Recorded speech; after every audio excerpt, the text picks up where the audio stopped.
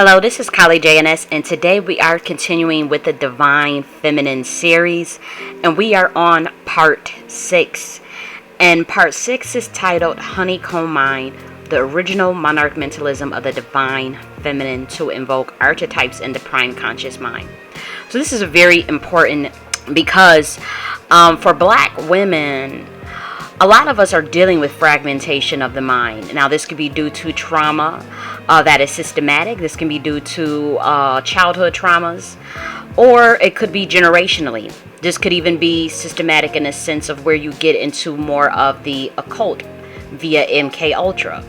And so when we talk about honeycomb mind, we're talking about how society, this particular society on Earth, fragments the mind of women.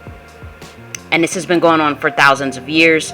It wasn't always that way. And so they took a particular teaching that was from the Divine Feminine called Monarch Mentalism and perverted it and reversed engineered it to be able to fragment the mind of people, of women in particular. But they did this to be able to control them easier.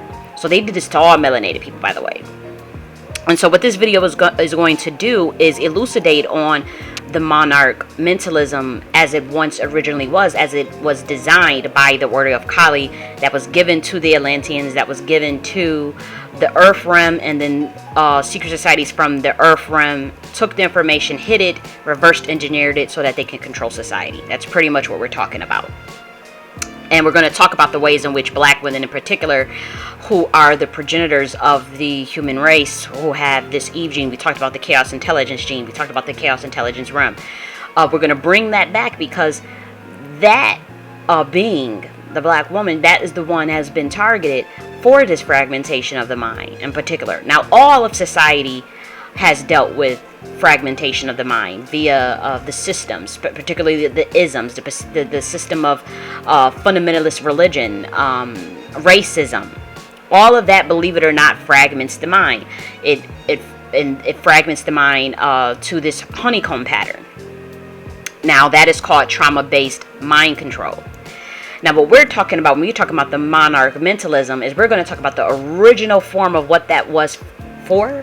That was not for mind control. It was not trauma-based.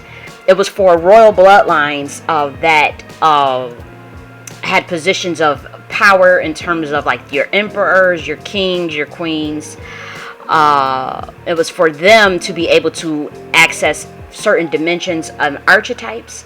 So this would be what you guys would call gods, various gods, or even angels or spirits or whatever, for them to harness that energy, inculcate it within their prime conscious mind, and be able to harness their power. And so that's what it was originally for, so that they could get access and downloads and programs right through the prime conscious mind that would enable them to make decisions better, to run society, to run civilizations and empires, dynasties, and in other dimensions, perhaps even whole planets. Okay? And so that is what the original Monarch Mentalism was for. It was designed by the Divine Feminine, very high powerful beings from the Chaos Intelligence realm, from the Order of Kali, who were members of the Dragon Riders.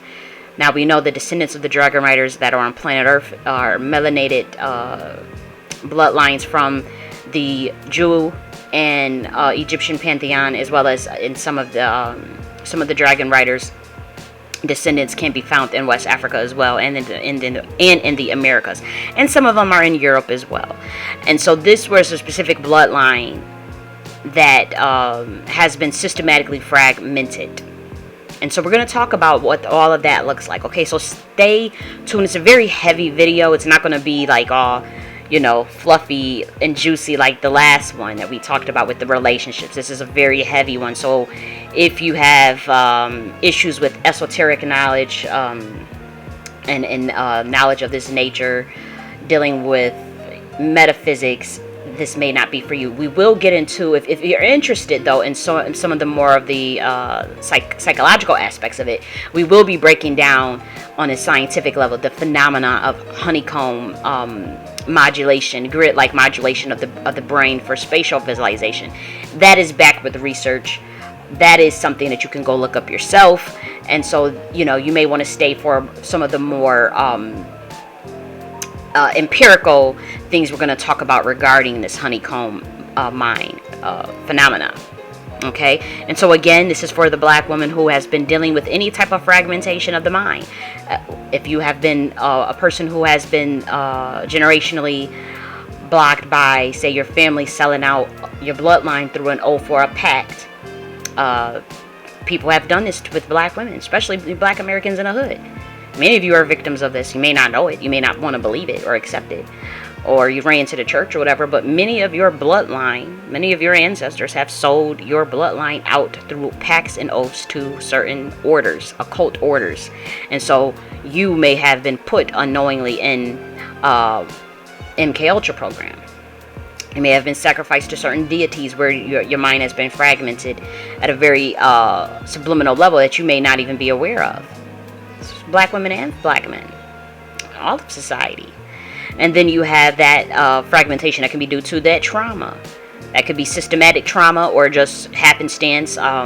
Believe it or not, even when we talk about the phenomena, and we're going to go deep, ladies, even if we talk about the phenomena of the fatherlessness, believe it or not, that is a part of the fragmentation of the mind. And so whatever way you want to look at it, whether it's a father in a home that is not committed or not married to the parent, or they're active in the child's life but they're not with the mother, or the father has just walked away and completely abandoned the family, that is fragmentation to the child.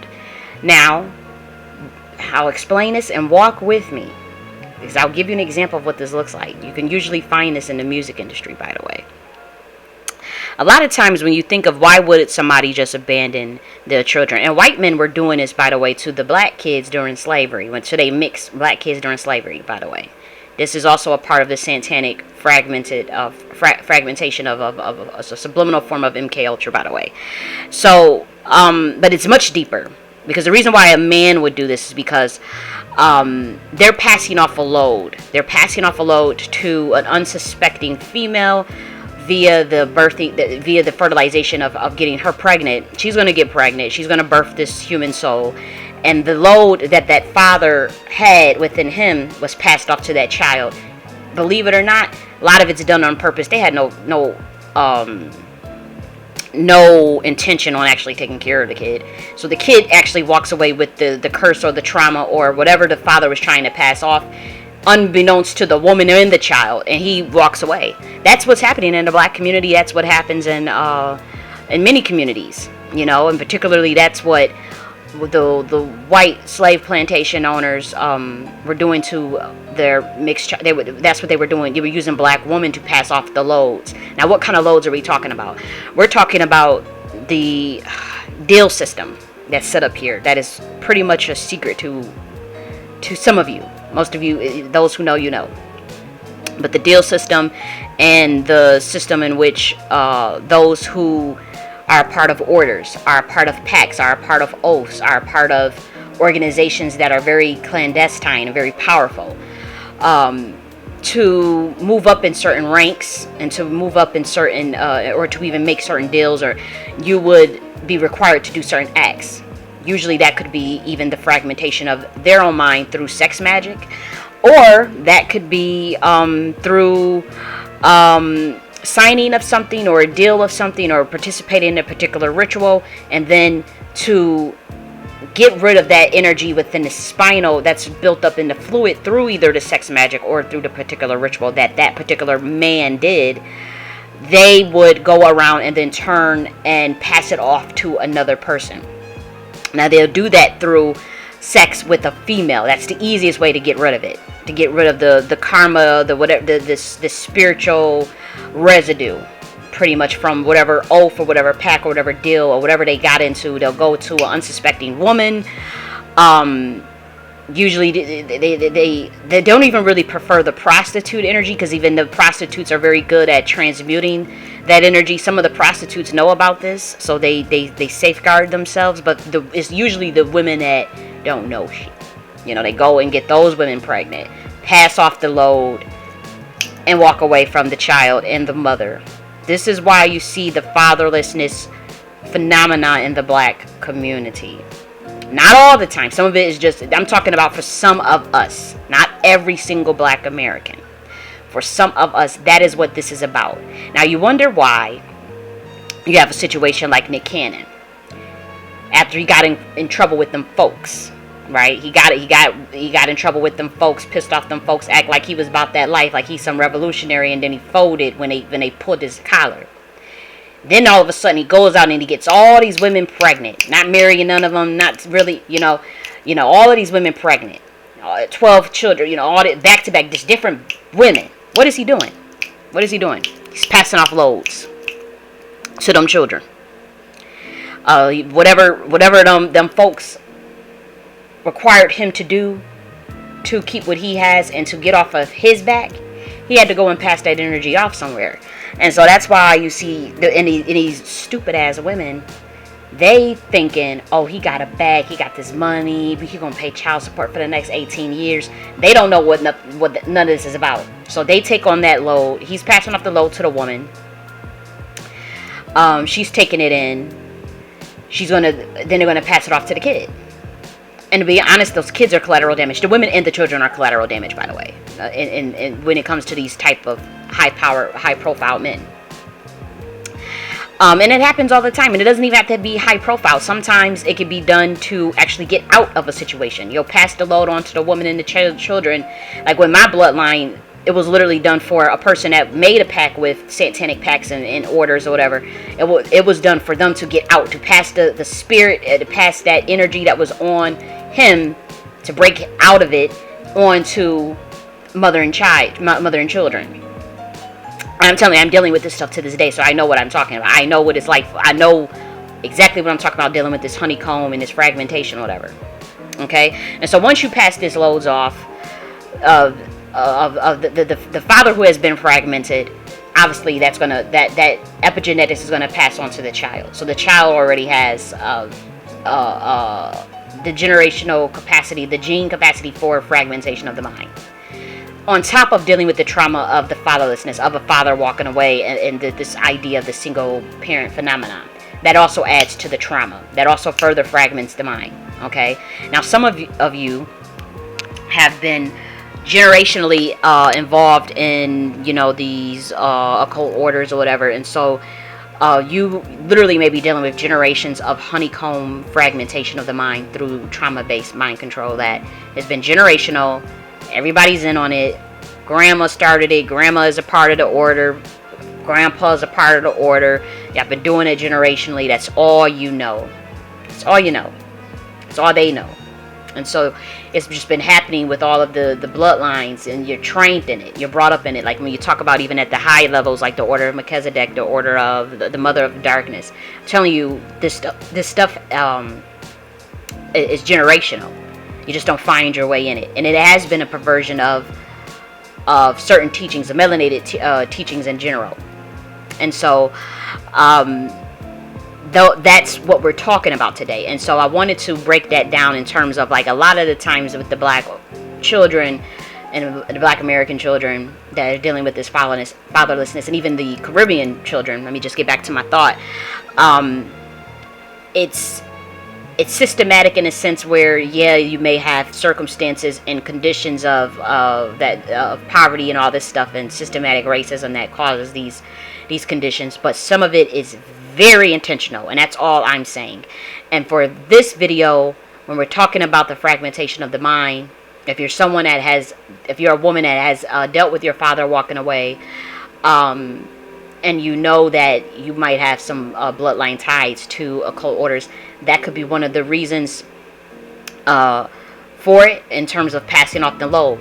You'll know if you have fragmentation of the mind, if you're dealing with certain traumas, certain things you just can't shake that seem spiritual, like certain spirits around that you the same spirit keep manifesting in everybody you meet, in terms of you just can't shake it, or you have some generational issues with generational poverty and all of that. A lot of that times those were loads that got passed around, certain bloodlines that were sacrificed, in terms of generational poverty. generational molestation. This is a deep conversation, ladies. So this is what I'm saying. A lot of you Black Americans, you know what I'm talking about. You have generations of molestation in your family. You have generations of poverty in your family. You have generations of just random ill fortunes. A lot of that was lows that got passed on to your mother or you. It could be done from the father. It could have been done by the mother. Sometimes it's not always, blaming the men. Sometimes it was the mother that got into the packs, into the oaths, and passed on the load to you. Sometimes both of the parents was in on that shit. Sometimes the whole family was in on that shit. Anybody remember the situation with Kanika Jenkins? And she always come to me and tell me, ooh, I ain't even gonna get into that, because if you notice, everybody that tried to speak out about what happened to her that was real close to that situation, you see what happened to her. Okay, but this is serious in the Black American culture. Because a lot of these Black Americans, y'all want to sit up there, the big bad systematic white supremacist system is doing this to us, and they're doing this to this. But you engaging in that system on a very occult level. Many of you are involved in them orders that are not of your own teachings, that are perverted teachings from your original sciences, but you still dealing with them folks. You're still dealing with that system. And so many of you have fragmentation of the mind. Due to, again, the passing of the loads. And now we're talking about that's the generational aspect of it, okay? That's the generational aspect of it, of a spiritual way of how this works. Of how you could be fragmented as a woman if you're dealing with fatherlessness. The next one is, again, if it's systematic. We covered that a little bit too. If it's systematic, where your family bloodline is in an occult order, where they literally signed up to put you in certain Monarch programs. This could be MK Ultra, trauma-based mind control. That could also be, that's where the systematic generational molestation comes in, Black folk or Black woman. That's where that comes in. And it's, again, this is not just a melanated people thing, because this is global. So if you are a woman that happens to be watching this and you realize, okay, she I'm not melanated, but you see this same stuff in your family, and a lot of times, to be honest, the European is the one that perverted our sciences. It perverted monarch mentalism. So you're gonna see this a lot more, believe it or not. Not even believe it or not, it's not that far-fetched. You're gonna see this in the European society, the quote-unquote Caucasian, the quote-unquote white person. They dealt with this a lot too, with the generational traumas, with the MK Ultra, and through the systematic molestation of the children, fragmentation of mind. We know the Europeans, they got all types of things that they do with these kids, especially at certain levels. And so this goes for those women as well. But if you have been one of those people, and many of you Black women, I've met so many Black women growing up that told me, they were touched as a child, that they were violated as a child, sometimes by multiple family members, by the men. Sometimes, they talk about this, and then they say their mother knew about it, or they say their grandma knew about it. Nobody did nothing. The whole family knew about it. You're most likely a victim of some sort of occult ritual order, where they're harnessing your energy as a baby, when you were a child, and they were snatching your essence up, and they were in on it, and they allowed it to happen, and so that fragmented your mind. So you're dealing with honeycomb mind, okay? And we're gonna get to some solutions, baby. So don't feel like, okay, all this is triggering. I promise you, we will get to some solutions on how to deal with the fragmentation of the mind and how to transmute that into a blessing. Because anybody with a honeycomb mind actually have access to gifts. And so don't, feel like, oh my gosh, I'm ruined. Do not do that. Stay with me. Okay, it's heavy. We will get to some solutions. I'm telling you from experience, I'm a victim of this honeycomb mind stuff. Not through the molestation, but through the occult orders and the sacrifices and pacts that my bloodline made. I'm talking from experience here, okay? And so we're just covering it. Okay, so if you're one of those baby girls that have been touched as a child, and you realize, okay, seeing the systematic, that your parents is in orders, or They always involved with the church. The pastor did it. You know, sometimes we got that going on too. You certainly want to, consider that this could be the fragmentation of the mind to honeycomb you, and it is unfortunately most likely they were tapping into your energy as a child, because the most powerful, potent, purest energy that you can use is that of a child. You're not supposed to do that, obviously, but this is what people do, and this is what they've done with our Monarch mentalism teachings of the divine feminine, of the chaos intelligence realm, that they took and perverted and reversed engineered because they couldn't understand it, or their vibration wasn't high enough to do it through the intergalactic mentalism. All this stuff can be done just through the mind. All is mental. The universe is mental. So this was originally was supposed to just be a mental science that got taken and perverted. Okay, and so that is obviously the other cause of a fragmentation of the mind. The other one is childhood beating. You know, sometimes, some of your parents whooped your ass too much. They were emotionally abusive. They were physically and emotionally abusive. Any type of that's fragmentation of the mind. It's going to honeycomb you. Sometimes that is just dysfunction. Just happenstance dysfunction on the parent part. They wasn't loved. They don't know shit. So they projected that onto you. They didn't know better. You got that situation. Or it could also be systematic, satanic, trauma-based mind control. Your parents are in some type of order, and they have made some sort of deals. And part of these deals and pacts that they make, to systematically abuse you, to knock you down. And many black women are talking about this, okay?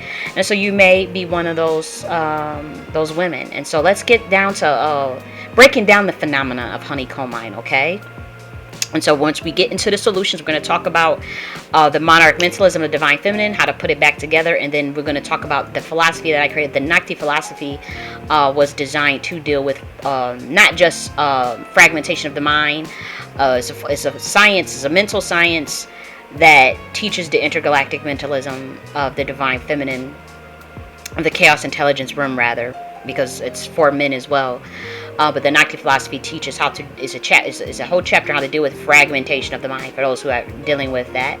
But it's also a way to organize the chambers of the mind so that you can transmute pain, so that you can choose your own state of consciousness, and so that you can manifest easier, and so that you can transcend as well.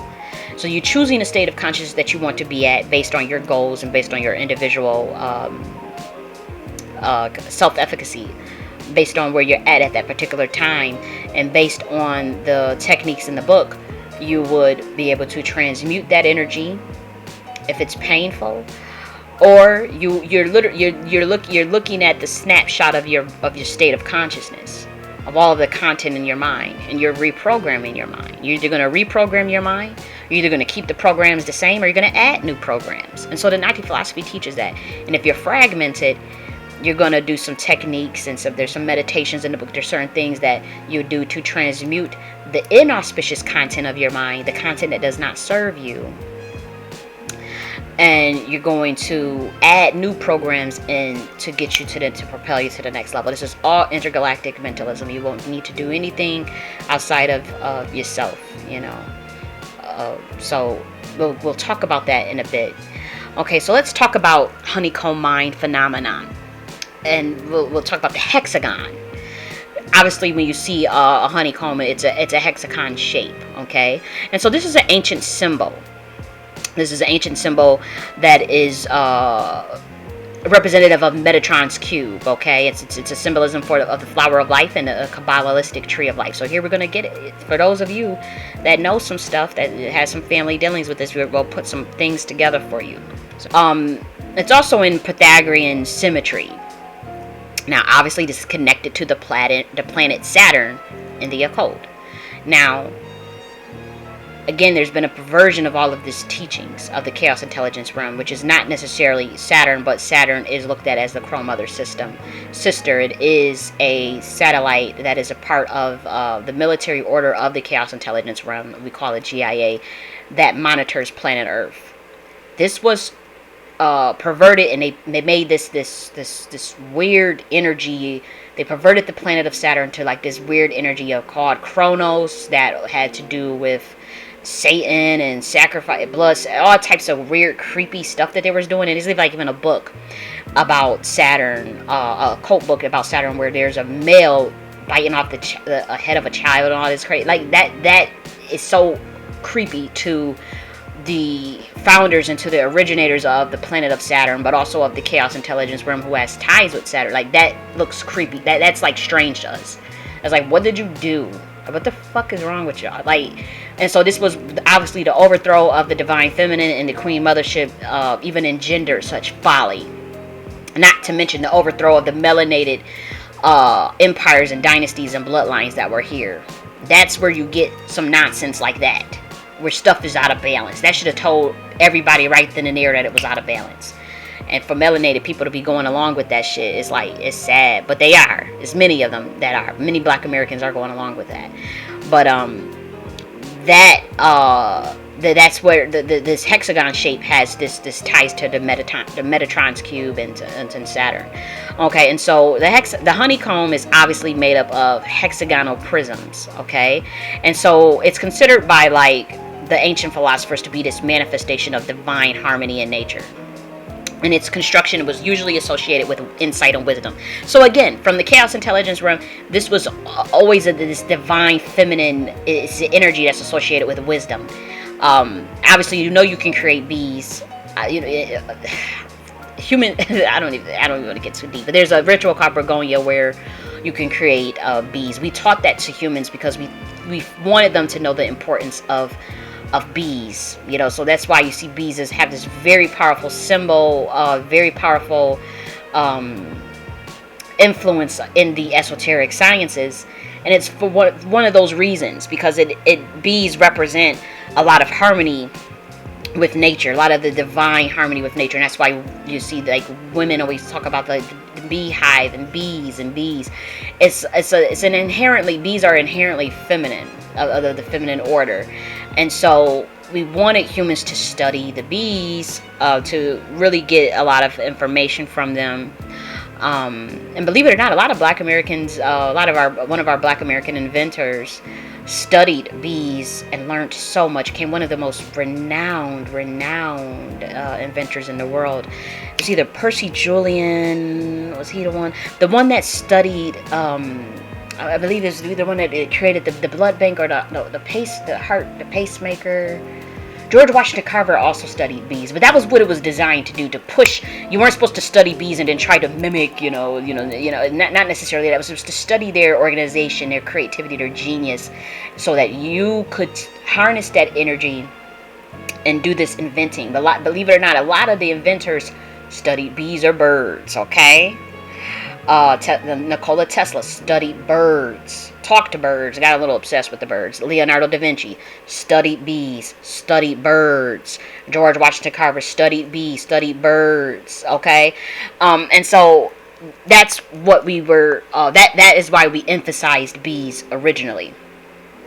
Okay, and also the hexagon with the bees, it's symbolic of the carbon molecule as well. The carbon molecule also is symbolic of the hexagon. Okay, and since all humans and most life on our world contains carbon, the hexagon pattern becomes important once again. And so when we talk about this honeycomb pattern, the hexagon, that was another reason why it was emphasized in the ancient times. And also the hexagonal chain of molecules, the alpha and beta polypeptides, represents also this on a molecular level within ourselves, divine wisdom and divine harmony. Okay, so you're looking outside, you're looking within, and you're seeing these representations of nature even within the human essence itself.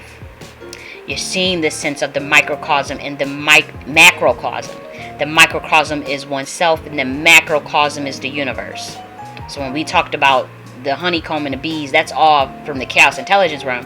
As far as some of the royal bloodlines that knew this science originally, that is why we did this.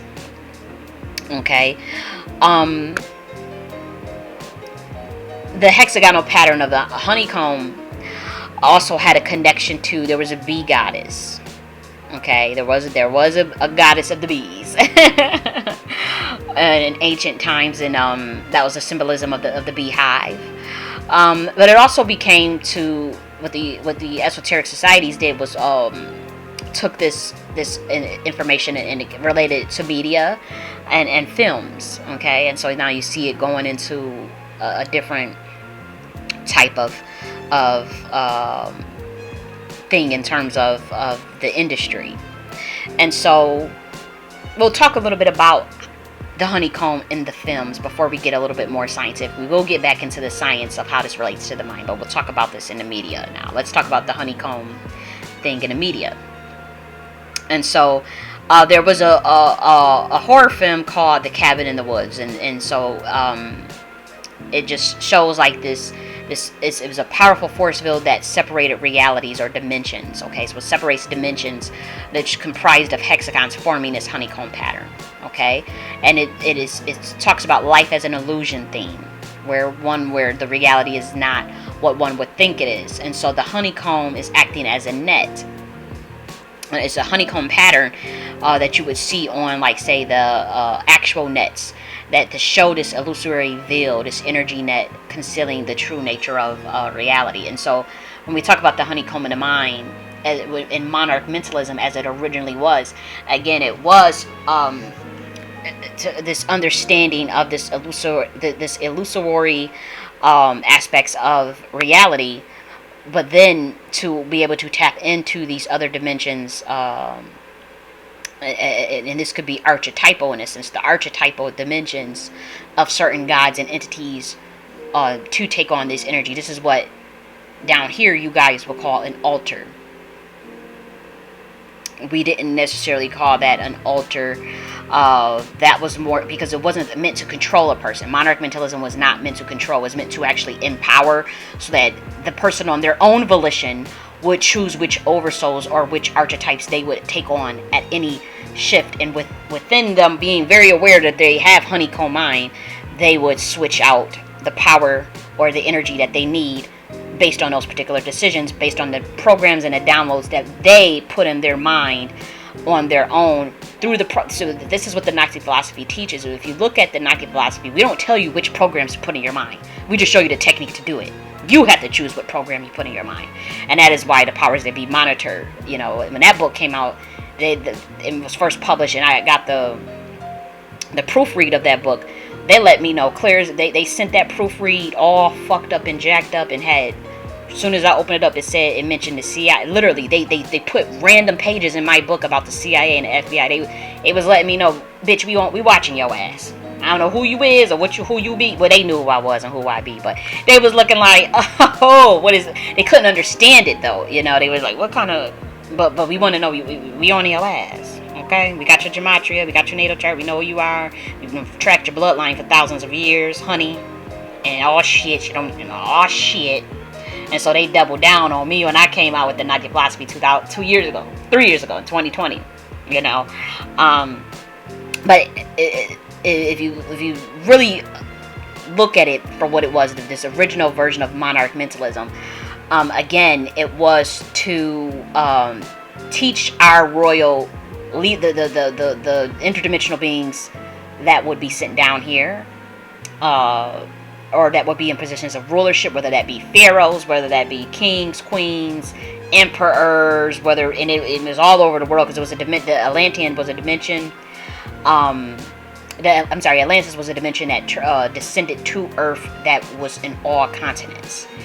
We had people from that dimension on all continents on this planet to teach this science and to teach the royal bloodlines, those IPUs, because they were all descendants. Most of these people were descendants of the Dragon Riders anyways. And so the Gnostic philosophy, it does not teach you what programs and downloads that you need to have. It may give you a suggestion, but ultimately you are in control of those programs and downloads, like our the royal kings and queens were. And from there, they would decide which archetypes, or not even archetypes. Sometimes it could be something very simple, like the program of being an amazing chess player, the program of being an amazing defense fighter. Just like in the Matrix movie, when you see what's that Neo, I think his name is Neo, right? When Neo, when he says I need a karate or something of that nature, and they go in and they download it into his brain real quick. That's pretty much what Monarch Mentalism was originally about. It wasn't to trauma base induce someone so that you can control them and have insert alters and entities in them so that you can say a trigger and then they do whatever you want. That was the perversion that the males did from our ancient sciences of the divine feminine, from our order. Black man had something a little bit to do with it, but the white man took it to a whole nother level with the Satanism stuff. But to be honest, he took that science, the melanated man took that science and tried to figure out a way to reverse engineer so that he could control black women. Because he got tired of matriarchy. He got tired. He looking around and he's seeing all these other men completely clobber and dominate their women. And it's like, okay, I'm the king, whatever, but I got queen mothers making final decisions, and queen mothers all on my back. Queen mothers got to do all my rituals for me. Got to do all my magic for me. Because that's what, to be honest, we weren't really telling them. You know, the queen mothers weren't handling that for the men. You know, even the pharaohs. We talking about they got 10, 15 priestesses on payroll doing the things whatever the king needs. You know, so he wasn't doing shit. But again, they were vanity projects. But they were powerful, and we knew they were powerful, you know, and we respected that.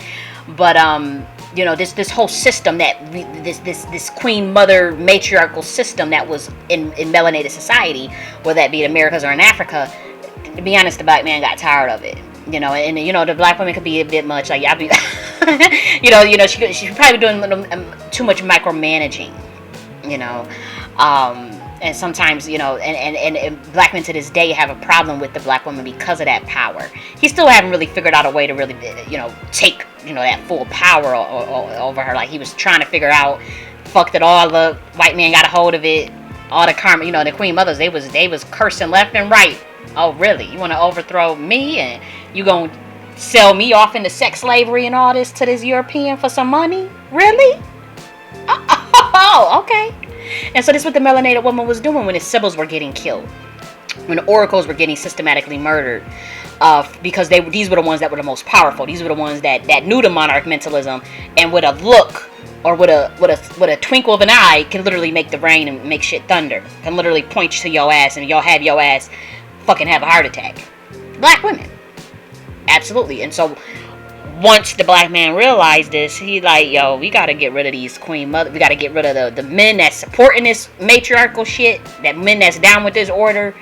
All of the quote unquote, they call them mama boys, or what they would call today simps. All of them, we gotta get rid of all of them first, cause they the ones that's gonna put up the fight, that's loyal to the queen mothership. And then we gonna got these oracle bitches, the civil women like me, pretty much. We were the first ones to go, and the queens, women like me. In any woman in a leadership position. And then the concubine that was already jealous of the queen mothers, that were already jealous of the oracle's power, they sided with the men anyways, because they didn't have any power. So it was like, well, here I roll with you. You give me you put me in a position of a false feminine, the false divine, the false mother. Put the false mother in a position and get rid of the real crone mother, the chaos intelligence mother. And as you can see, all this backfired. Look at melanated people today. And so say that to say that was done in terms of where you see this perversion of the monarch mentalism from the divine feminine, in terms of how we just teach you how to teach our royal bloodline, whether it was male or female, how to download these programs, program your mind, access dimensions, access archetypes. Sometimes it don't have to be all dimensional. Sometimes it could be something very basic and earth-based, such as just knowing how to be a great warrior. But other times it would be you need the full-blown energy. You need the full-blown energy of a Tahuti. You need the full-blown energy of a Sekhmet. You need the full-blown energy of a god, And so we were teaching that as well. And these teachings of the monarch mentalism, the divine feminine aspect of it, certainly could be found in Egypt, in Africa. anywhere there where there was the Atlantean version of Masonry, anywhere there was the original version that came from the Order of Kali. All of this came down from the planet Earth through the interdimensionally.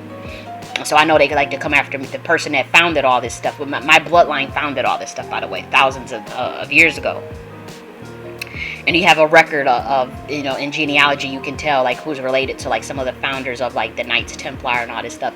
This is deeper than just that too. This is deeper than any Earth-based shit. The Earth-based version is all these Earth-based versions are fucked up with all the information. Okay, but this stuff it came down from a higher realm.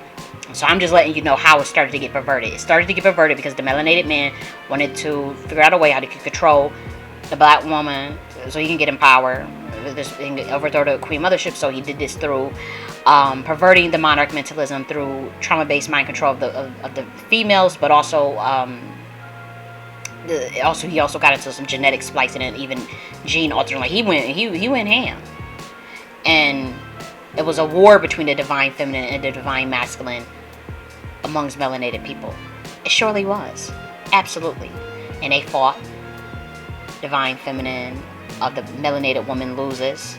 She gets sold into sex trafficked and in slavery and all this stuff to the foreigners, and then foreigners come back and get black man, do it to him, and they do it to all melanated people, and then we all fucked up.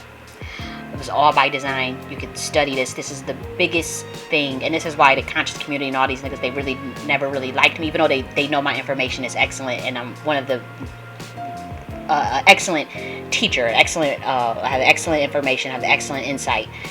The reason why there's such a shadow on a lot of the work that I talk about is because the black gatekeepers and it's not just black boule gatekeepers, that's not what I'm talking about. There's other forms of gatekeepers that are melanated. They don't want this information getting out, even though it's the first step in healing and it's the first step of getting in power. For one, because they took a deal to make sure that melanated people don't ever get in power via the suppression of the natural teachings of the melanated people sciences. So they in on the deal. They on it. They took their oath to make sure that melanated people stay where they at, and that particularly melanated women stay where they're at. But even when it comes to like, there's even melanated male orders that don't like what I'm talking about. They're trying to understand it, like what's going on. You know, and then there's other melanated orders that are working with the system, with these inorganic beings to continue to have things where it's at, so that they benefit, but the rest of melanated society suffers. That's why you see Black Americans in conditions that they are in, with their lack of reparations, their lack of the things that the disparities and the things that Black Americans go through. That's why you see Indian. That's why you see Africa looking the way that the fuck Africa looks, because of the deals that certain bloodlines that are the power brokers within melanated people globally, they have sold out pretty much whole tribes, believe it or not. And so, for those who want context onto how did Monarch mentalism get perverted, that's how. And then obviously when white man gets hold of it, he can't understand it. He thinking, he misinterpreting all types of shit. Oh, this means Satan. Oh, this mean this. This mean we gotta do this to children. This mean we gotta take this. Oh, this means we gotta reverse engineer everything. This mean, you know, and he didn't know what the fuck was going on. You know, and because he saw what he saw, he learned from the melanated man. And the melanated man didn't really understand what the teachings of the divine feminine, of the chaos intelligence realm. Really didn't understand that either. And so, well, like we said, stolen knowledge has cursed the world. You know, and then that even go deeper, because we don't want to talk about how we talk about like the interdimensional beings and we call them, you guys would probably refer to them as fallen angels, but how this happened as above so below. So this happened in a different, this played out, again, things play out in time and space differently. So when you see things happen in one dimension, that could be a higher dimension, you'll see it play out on Earth, and it'll look different. So the divine feminine war, this outbreak of the overthrow of the Queen Mothership, they attempted to do that in a higher dimension. It failed, and it was sent down here. Now, you still had matriarchies on planet Earth, again, but things have to play out in time and space differently. So this same energy of this overthrow of the divine feminine, it was still, that energy was still already over here. They were just looking for a way to be able to do it. They just didn't know how to do it, so they were trying to figure out a way of studying this black woman, studying her methods, studying her sciences. And so for while we had matriarchies for thousands of years, this is again, watching stuff play out in time and space.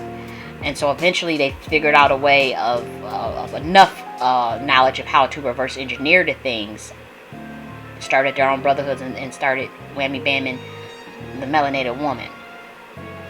Okay, so I think you guys should understand that this idea of this honeycomb, because that gives you access to the mechanisms of the universe, the dimensions and archetypes of the universe, or what to be able to harness those energies for what downloads and programs you need to run a civilization, to run an empire. Mind you, this stuff started, like in Shaman King, where you saw like the kids playing around with the oversouls and going to the competitions to prove who was the most powerful esoterically as far as their magic. That's kind of how we ran it originally.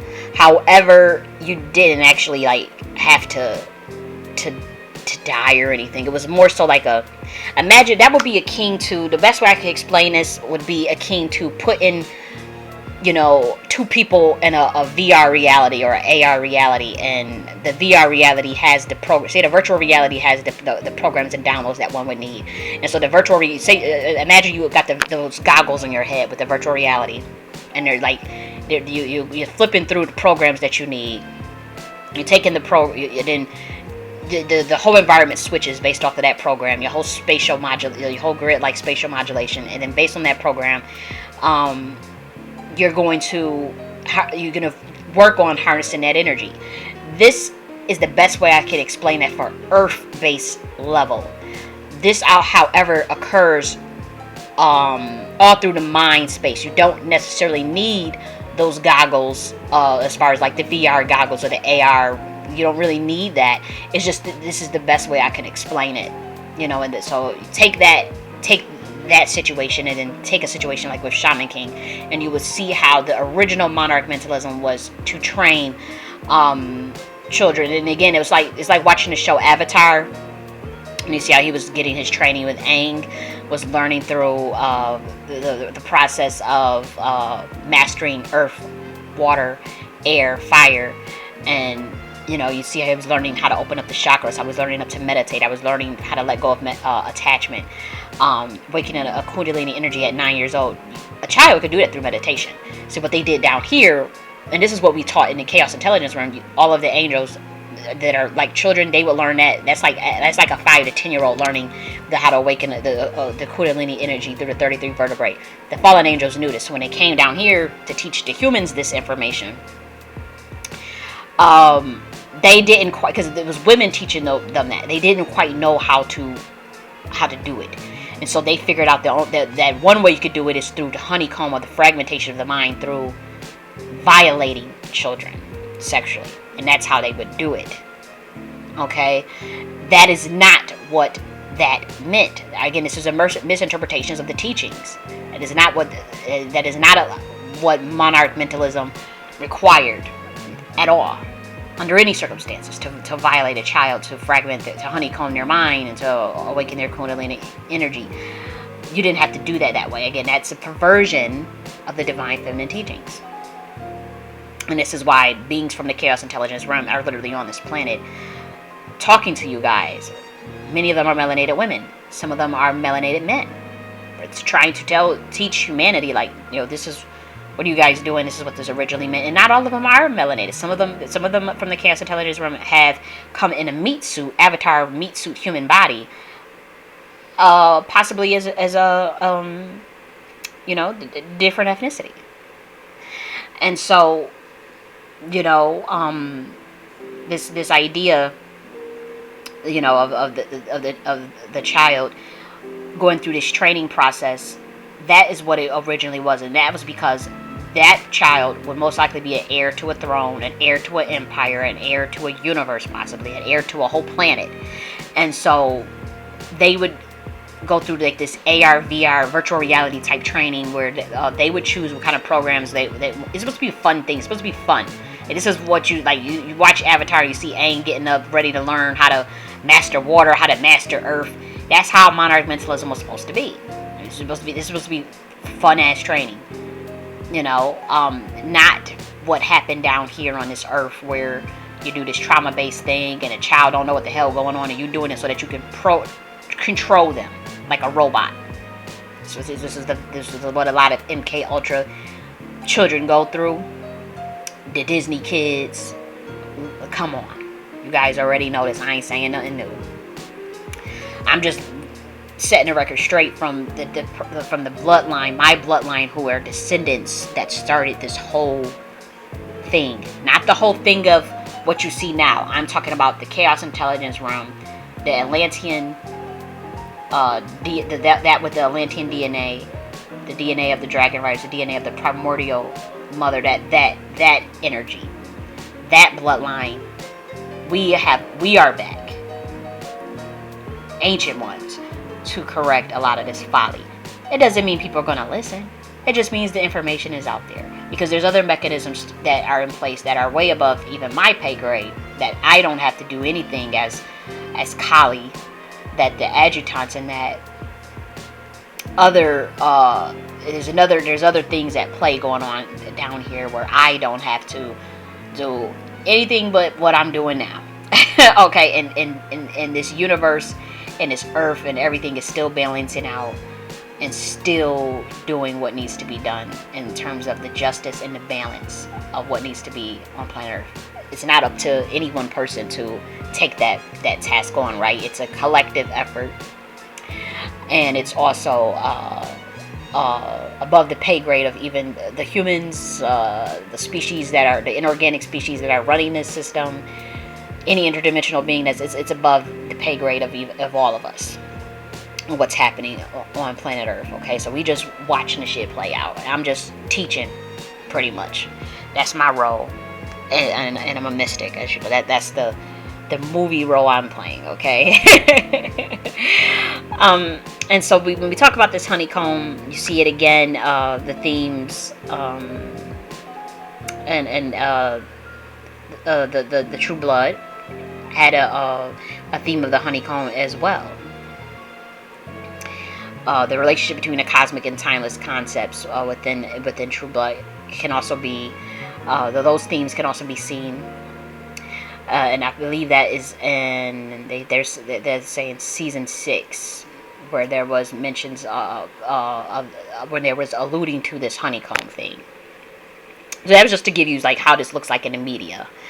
Okay, and so the honeycomb, it has a symbolic meaning. Because it's used to describe cells in the Matrix too. So now you see, like, when you look at the Matrix movie, or you look at any type of Matrix grid, you see this honeycomb shape. So let's actually talk about the spiritual, the symbolic meaning of the way bees store honey. Okay. So, honey is a spiritual input. It's a spiritual input. So, a honeycomb is symbolically a place in the body where spiritual input can be stored.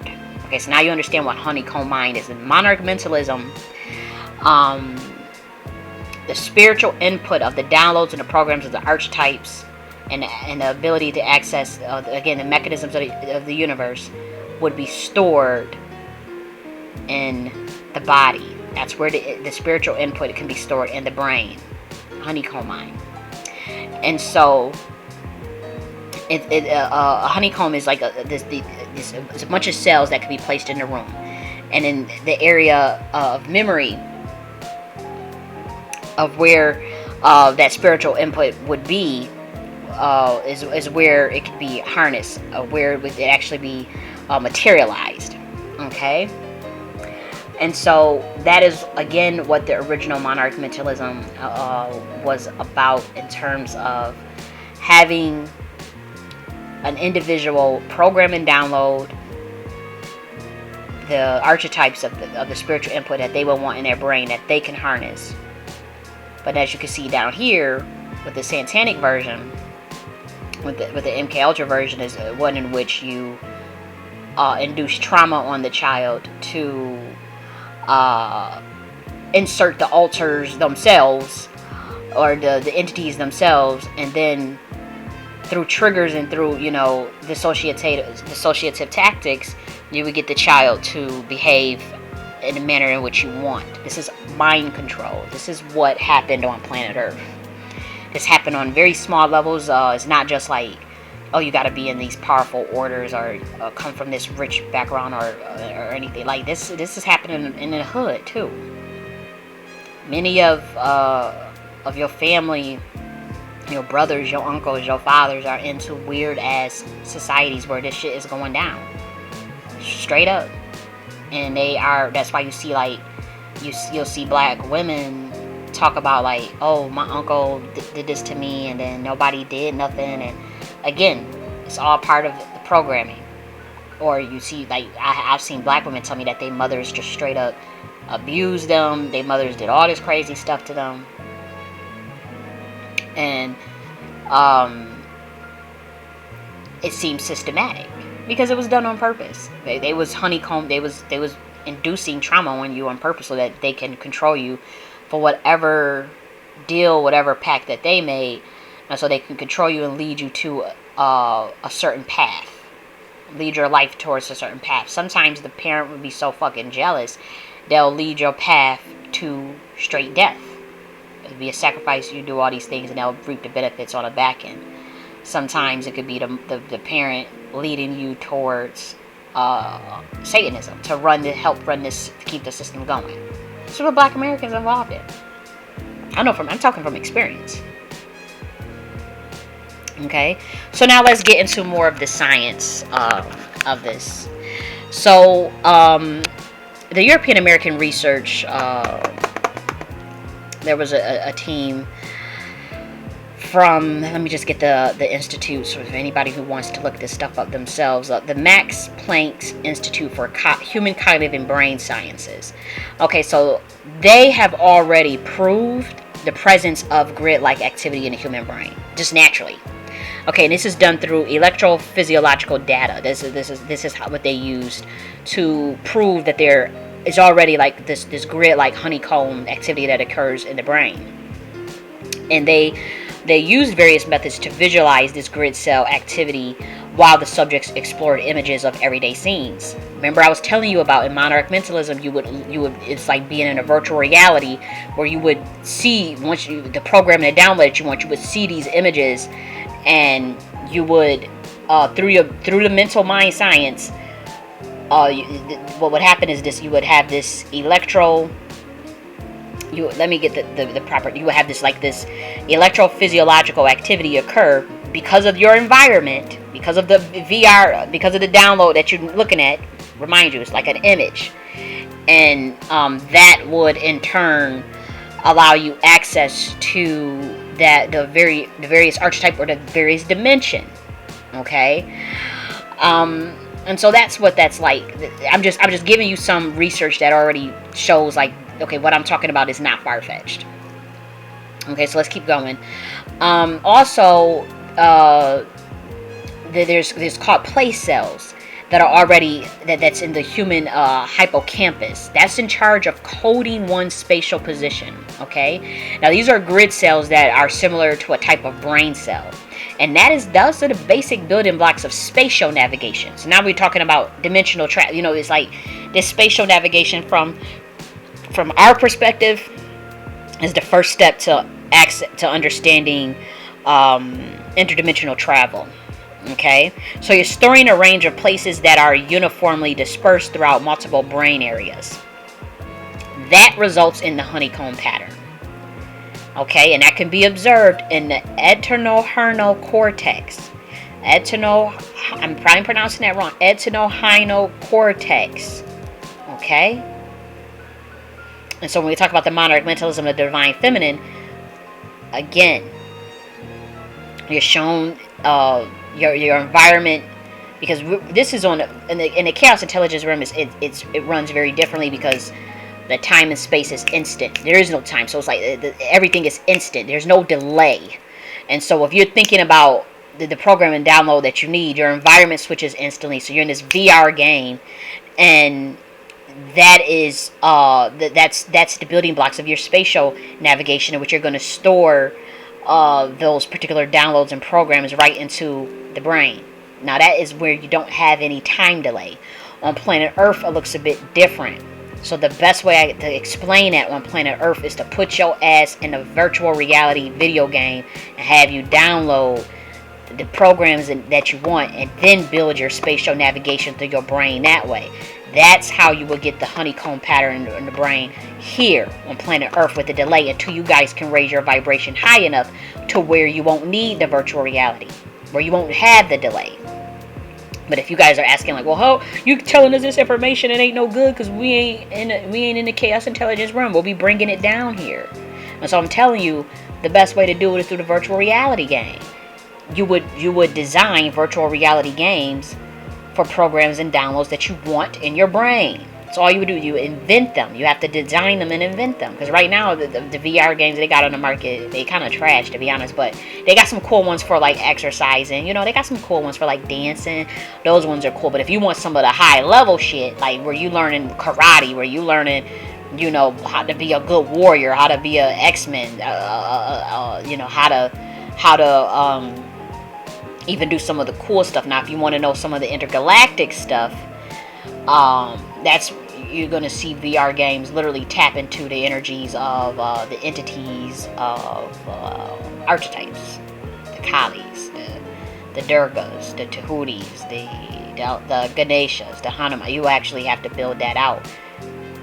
To be honest, the powers that be most likely will never. Again, the system is backwards, so that we're not there yet. I wish we was. We could be. And they put a lot of occult stuff out. Like, they be putting stuff about, like, I know there's like some video games that talk about Tiamat and all this stuff. So they'll put some of that stuff out there. But I'm talking about like if we were to bring the Monarch mentalism back as it originally was, that is what would need to happen. Or you get rid of the time delay. Some of you guys have transcended time. Many of you humans have transcended time already and can do things with your mind that you don't want anybody else in this world to know. And so for you, if you are one of those melanated women, or women period, or human period, that understand what I'm saying and understand and already can circumnavigate time with the delays and do things through your mind, just through the mind space, you good money. You don't need none. You don't have to worry about none of that stuff. I'm talking about the people that's on the lower level. But if you're already up there and you can do these things with your mind and don't have the time delay, you can do this with your mind. You don't need VR, AR. You don't need trauma-based mind control. You don't need to take nobody's energy. You don't need to touch no kid or no shit like that, or be touched as a kid, or go and insert entities through anal. You know what? So that's another way they do it. I'm just giving you some game. Just give you some game as a chaos intelligence being. You do with it what you want. You could just ignore it and go on about your very life, for all I care. Seriously. And so, guess what?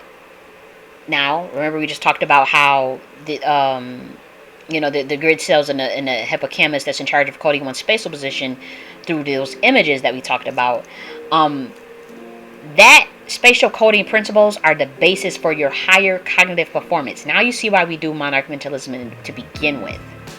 That forms the basis of the higher cognitive performance, and is also in the field of perception, is also aids in decision making. So that is why the divine feminine came up with Monarch mentalism, to help those that were in the power positions, in terms of the ones we sent down here, and even the ones that's bloodlines, rulers, for them to do the decision making, and for them to have higher cognitive performances based on the training of the spatial navigation of the brain, whatever codes they were going to put in their brain, whatever programming they were going to put in their brain. Okay, so now let's talk about hexadirectional mapping of visual space. That's what this phenomenon is called, by the way. It's called hexadirectional mapping of visual space. That is what Monarch Mentalism, if you wanted to bring it down like in scientific terms, that's what that would be. And so you're pretty much creating like this grid-like modulation of electromagnetic and intracranial electrophysiological activity related to the exploration of visual space. Now I will reword that, and that's instead of visual space, a dimension. And electromagnetism just refers to the electricity that is obviously a combination of electrons and protons and whatnot, and that deals with the magnetic attraction between that, and between forces, between atoms at a subatomic particle level. Intracranial just means inside of the skull. So the electromagnetism inside of the skull, the electrons and the protons inside of the skull. The electrophysiological activity, that just your bodily functions, that has to do with your photons. Now we get into the light, the different types of wave particle. Okay, we're talking about the photons. We're talking about your infrared ray here. Your body generates radiation. Your body generates photons. Photons is a quantum unit of light energy. Okay, and so that's related to the exploration of dimension. Okay, that's what grid-like modulation, that's what hexadirectional mapping of visual space was. This is what the original Monarch Mentalism was teaching humans, and that we sent from the chaos intelligence realm to that we gave to the Atlantean dimension, and the Atlantean dimension came here and gave you guys, and you guys fucked it up. Not all that it was your fault. Again, there were certain actors. Again, that's not humanity's fault. That was certain actors that were in power that fucked it up for everybody. That sold out people, pretty much sold out bloodlines, and that's what really happened. So for a random human watching this video, don't think that like I'm blaming you for humanity for how this science got perverted. Okay, and so the impulses from the cells, from the electromagnetic energy, based on the images that you're being shown, based on the VR that you're creating, based on the dimensions that you're exploring, is going to generate maps of cognitive spaces. And then that's how you're going to then cognitively arrange and retain the complexity of the internal external environments. So that's how you're harnessing the energy of that dimension or that archetype. Okay? Through that electromagnetic and intracranial electrophysiological activity. Through that exploration of the dimension of the visual space. That could be images, that could be the AR, that could be the VR if you're on the lower level. And again, that would be the image of that, even that archetype. Studying, that's why yantras. Remember yantras?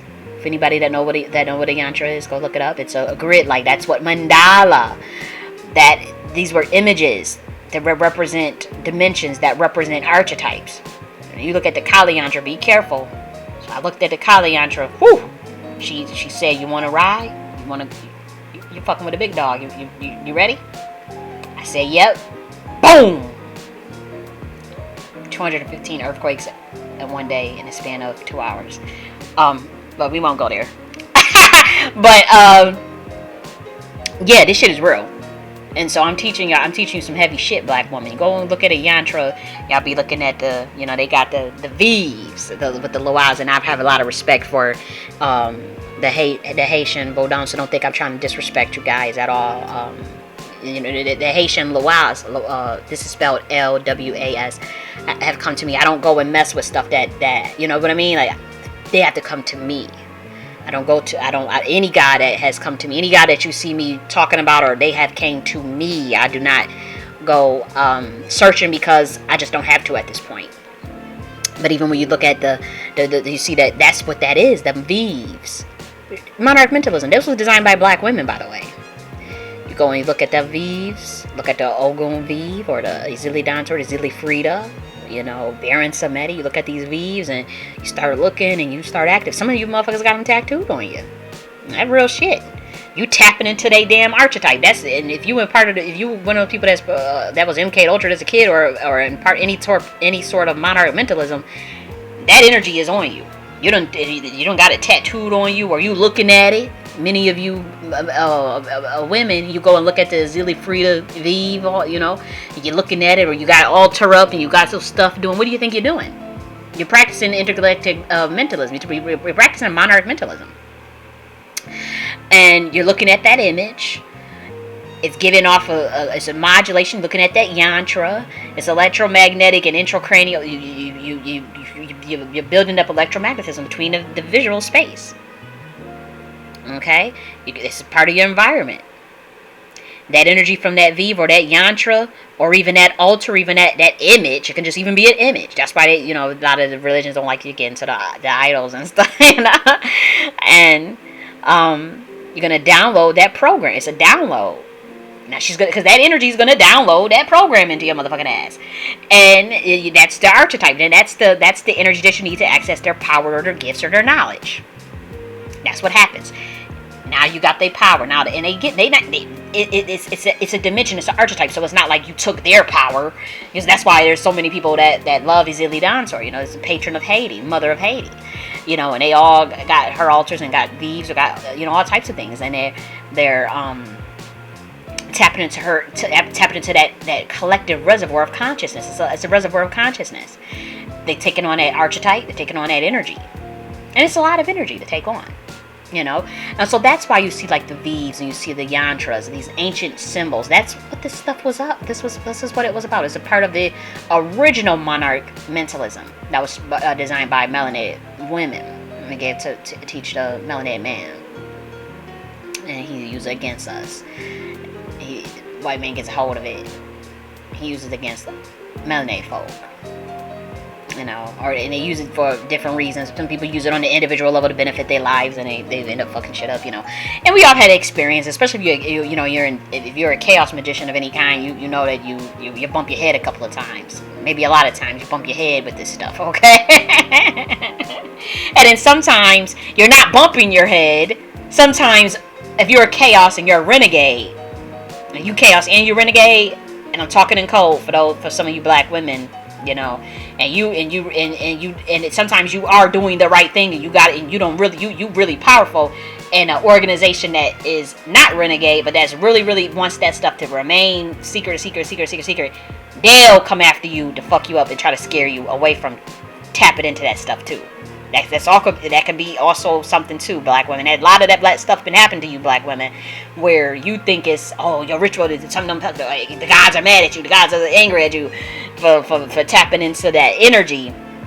But really, it be the organization, the whole coven attacking your ass because they see like, oh shit, this renegade is out here telling it, but they don't even realize that some of you are interdimensional beings, and they, or that you are the bloodline descendant, or literally the avatar that created all of this shit. And so it's like you coming after the person that, like, what, And so some of you guys are gonna see that happen in your very lives, and so back to what we're talking about. And so this is the grid-like coding in the brain that happens. So I'm giving you some really good game for those that can apply it, especially if you're at the advanced level. Or you can just, this stuff is in the Bible too, by the way. This is what Yeshua was trying to, because I know some of y'all, that's some dark devil. This is what Yeshua was coming down here to teach as well. You can try to teach it, and they done hid all his stuff and then jacked up his stuff and got him out the paint. They came after his ass too for that. That's the real reason. They don't want to talk. I'm writing a whole book on that. We don't even want to talk about the real reason why what they did. They got you all thinking that. Oh God. But we have been trying to get this stuff down to humans for a long time, because we always wanted you guys advance. We wanted you guys to awaken the God within. Okay, and awaken the God consciousness and to be one with God. Remember when Jesus said, "I and the Father are one." Me and the Father are one. Or if you're Hindu, you see Atman and is Brahman. Brahman is Atman. It's the same damn concept. Okay, it's literally the same meaning. Okay, so the grid-like coding, it also goes beyond mapping the environment. Okay, it also goes beyond just the visual image. Okay, that the grid cell system could provide this general neural code. And so it also, once you look at these images and it maps your environment, and you are generating this electromagnetic intracranial activity within the brain,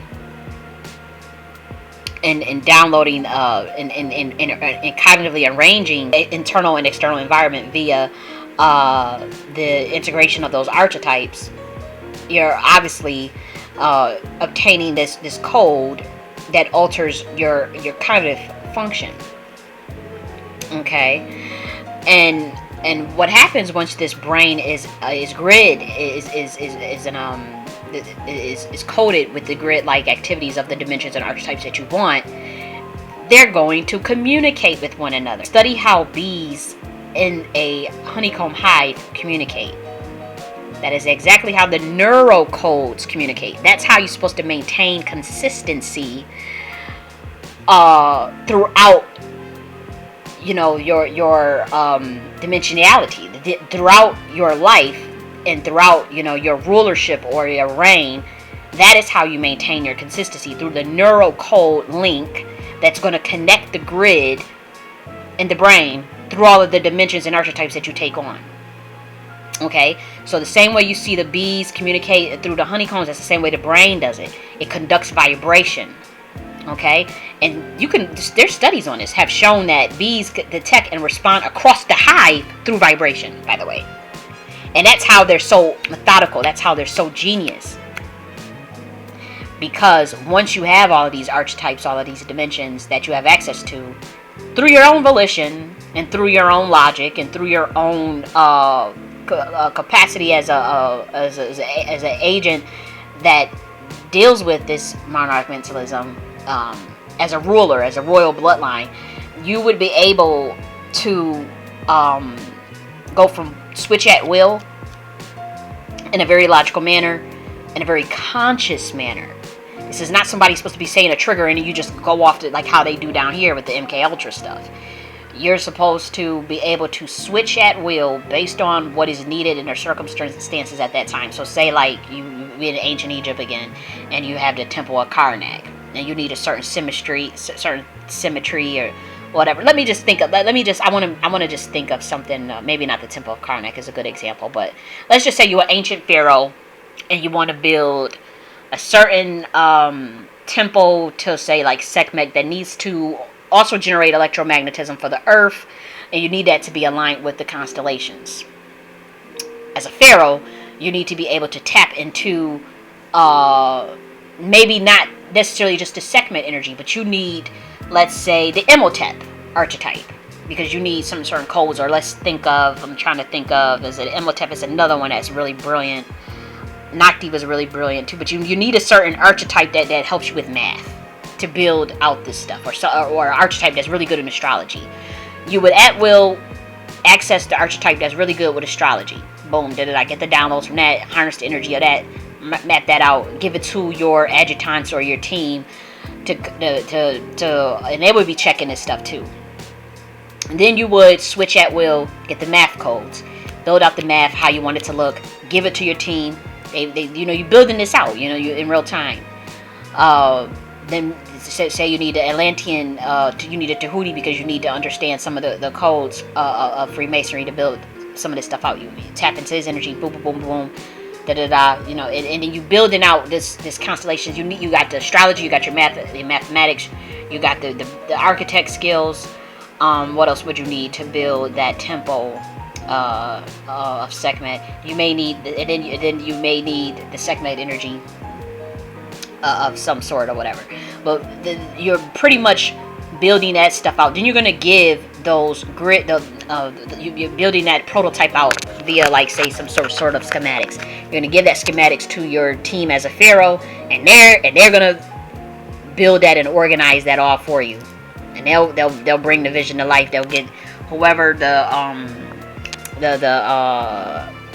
workers, they're not workers, but the construction workers rather, to build out the whole temple, the astrologers, the mathematicians. They would all help in that vision, However, the vision will come from the pharaoh.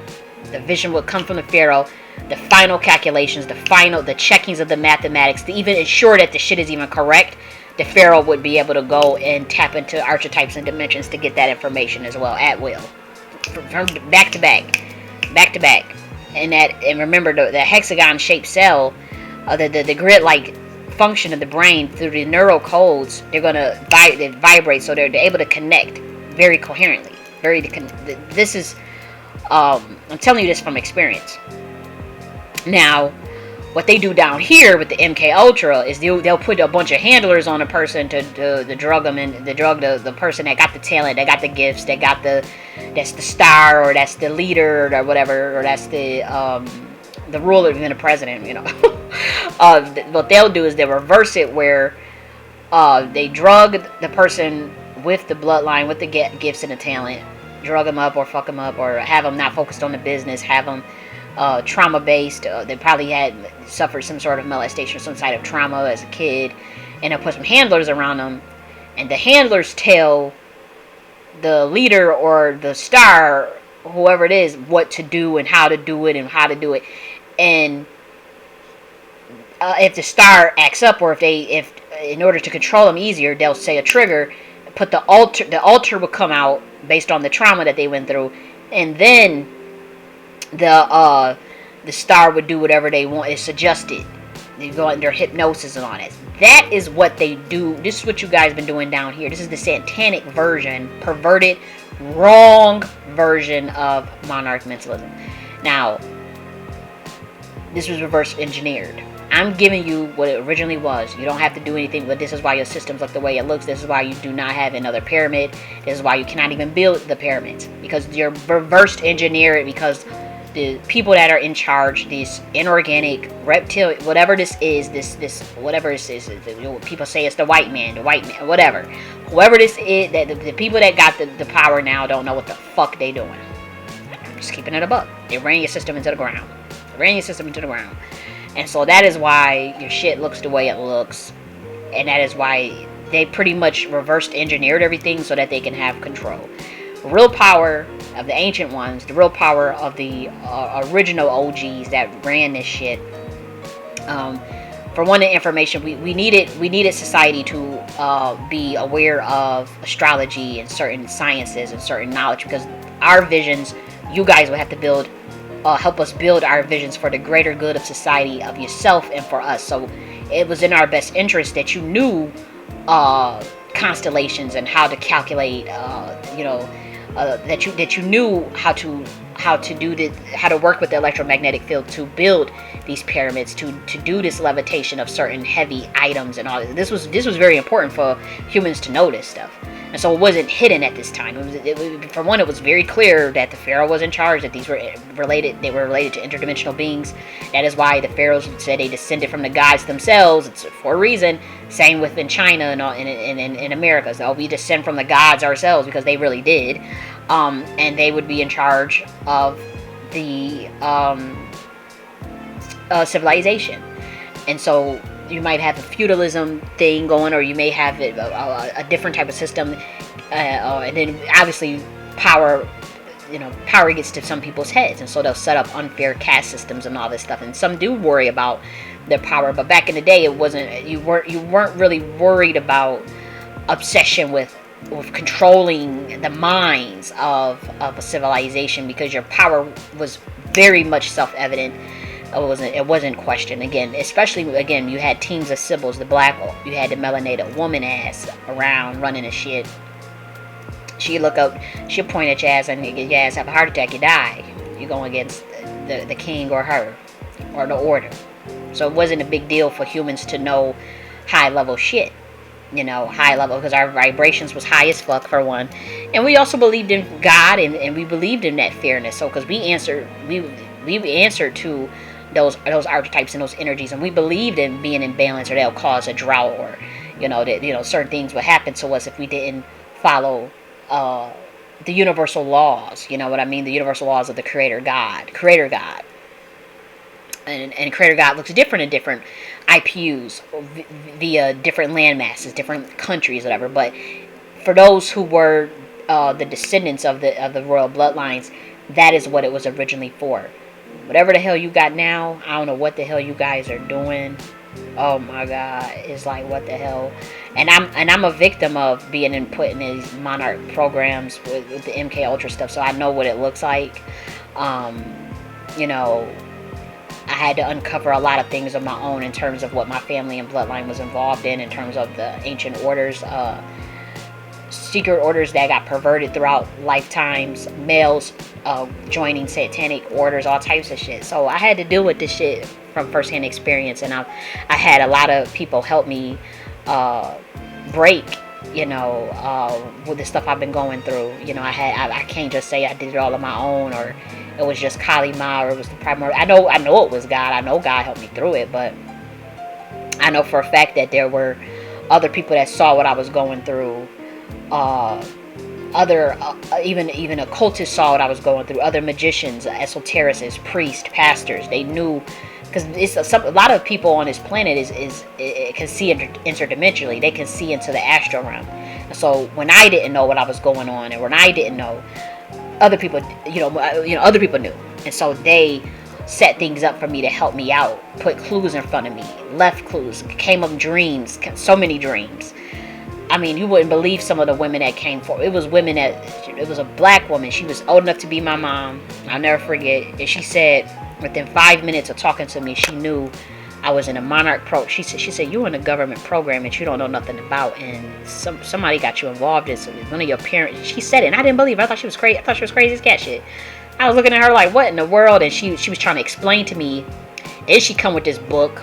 Then she came with these videos. She's trying to show me about these interdimensional beings and how there's interdimensional beings on this planet. She was giving me different names and the different species of them. And she was like, see. And then she was trying to show how it was all linked to the government. And I thought that lady had lost her. And I remember she got so sad. She said, you're not ready yet. You're not ready yet. This was years ago. She was trying to show me. She said, you're being watched. She said, everything you do is surveillanced. Everything you do. She said, it's not. She says, no way. She said, it's not normal for you to know the amount of knowledge that you know. Because at that time, the way I was talking, I've been talking like this for a long time. She said, it's not normal for you to know the amount of knowledge that you know. And she said, the way you know it. And she said, she said, you in the program. And she was trying to show me. Then she went and showed me like how the founders of Sears and like how the founders of like some of these big time billion-dollar companies were going into the hood. You know, like not the founders, but like the founders were funding it, is what I'll say. The founders was funding these programs where they would go into the hood, talk with the parents and stuff, and get the parents involved with certain stuff. Sometimes the parents was involved in an actual secret society or whatnot, but if they weren't, what she was showing me was more so like how during the Harlem Renaissance, none of that was by design. Like all them black people that became poets and musicians in the Harlem Renaissance, that was all social engineering, psyop programming. The founder of Sears and the founder of some of these other societies, they have funded these programs to go and look for black talented kids in the hood that they would invest in terms of funding their art, funding their music, or making sure that they stay on a path, pretty much programming them to where they stay on a certain path or whatever. And that's where you get the idea of a Harlem Renaissance. They do this in the music industry, obviously. They do this with even like, they did this a project where they monitor like kids in the hood and put them in this program to where they would all be doctors. And all 35 kids, and these kids that came from no means, and they put them in a Monarch program where they pretty much MK'd Ultra they ass throughout their whole life, and they all became doctors. And sometimes it's good to say they do it to save the child, because sometimes I'm telling you, some parents they really be really ready to sacrifice their own kid or do some horrific stuff to their kid, so the government would step in. Like, I won't say the government, but like some of the power players that got more power than them, they'll see what's going on or what's going to happen to that child, and they already can see in the astral. Some of the people that have this, that's in power positions or power brokers, they can actually see the future, or they can see what that kid is going to do, and so they'll see it and they'll step in and they'll deviate, they'll throw roadblocks to prevent that kid from getting harmed, from getting killed, or to do the opposite. Sometimes it is to do the opposite, but in my situation, and people had told me this. Like, I remember that same lady that said you in this program, she took me up to a mountain, and we had no cell phones, and she said, them people try to save your life. She said, whoever wrote, because she knew. She said it's a group of people that's trying to save, in the government that's trying to save your life. And she said it's others. And then, she just wasn't talking, because I remember I freaked out because I started seeing this pattern. The reason why we was up at the mountain with no phone and no stuff, because I freaked out and was about to, like, I freaked out because I saw weird shit happening. Motherfuckers following me, people taking pictures outside of my apartment. I saw, I had a LinkedIn at the time, and I saw, like, certain companies and institutions just following me, or, like, I was in a foster care system in New York, and then, like, one of the directors of the foster care system in New York State started following me, like, on Twitter, on LinkedIn, or one of them. And I thought that was weird, because she was the granddaughter of a billionaire. The billionaire, she was like related to the billionaire. It was either Charlie Munger or Warren Buffett, one of them. Charlie Munger, one of them. But this thing is, next thing you know, directors from, like, Berkshire Hathaway started following me on LinkedIn. It just got creepy. Like, something about this whole thing got creepy. And that's when I realized I started suspecting it. I'm like, these motherfuckers trying to kill me. I just freaked out. I was like, oh my God, they're trying to, because I just knew, intuitively. I said, why is all this, I'm seeing, and I'm looking outside my window, and the person acting like they looking up at a tree. And then I leave my house and go around, and I see them taking pictures, and I'm looking like, what the, and they thinking I left, and I'm watching them though, So I saw that. This was years ago. This was damn near almost a decade ago. So I saw all this stuff going on. So it freaked me out. And when the director of the foster care systems in New York State started following me, and I looked her up and found out that she was, like, related to one of them billionaires. And then I started seeing that same billionaire, who was the chairman of that same company, them directors, following me on LinkedIn. I freaked out. I was like, oh, hell no. Because there's other stuff that also, in my undergrad years, when I was really young, that still had same connections with this particular bloodline that I recognized. So I started, and I called her, and I said, something's not right. This was the same person that had initially told me that you were in some type of program that you'd be in. The first thing she said was, you in a foster care system? I said, yeah. She said, oh, yeah, you're in some type of, she had already, within 5 minutes of meeting me, she said she asked me, she said, you was in a foster care system, or was you ever awarded a state? And I said, yeah. And that's when she said, oh, it makes sense now. And she said, you were in a government program. And I was just like, what the hell? She said, you don't know that your parents, she said, something ain't right. So when I had started seeing all of that stuff, with the following all that, I freaked out, called her, she picked me up, we went to Stone Mountain. We just started talking, and that's when she told me, she's like,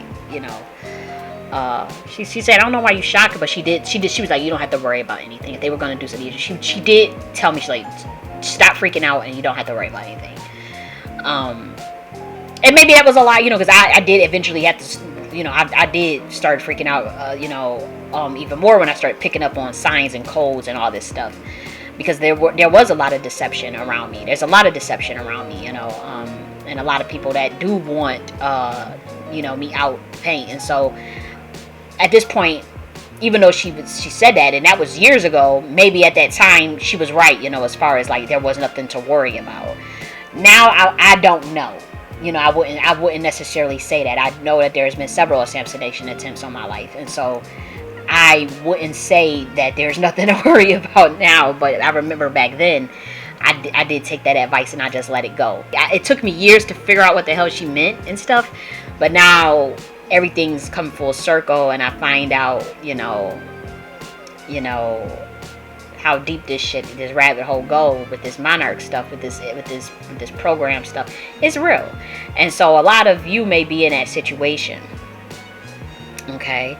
And so a lot of you may be dealing with honeycomb mind as well, like me. I've literally dealt with honeycomb mind in a different sense, because again, I went through the ward of the state, but mine was a little bit different in terms of dissociative tactics that was done through a different type of a way. And I do think that there was people stepping in to try to prevent certain actors in my life from carrying out their agenda of what they eventually wanted to do to me, in terms of the sacrificing of the bloodline, and sacrificing through this Monarch program. You know, I do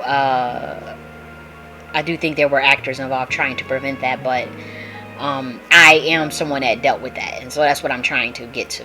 And I told you in one of the Chaos Intelligence video how the gods, or how the entities that I was sacrificed to who already found the whole practice abhorrent because they realized it was a bastardized version of their teachings anyways, so they took that and switched it around for me. And that is why, you know, though you see you know, I have this honeycomb. Many humans have honeycomb minds, so it's not a bad thing. You know, it's not something to be ashamed of. You'll see, you know, some of the gifts that I have in terms of my intelligence. You know, you'll see certain things. Like sometimes my brain works too fast, where you'll see the discordant thought go from one thought, and then I'm have to. Let me get back to my thought and finish it. That's a part of, you could that's usually a sign that someone had been through some sort of dissociative tactic.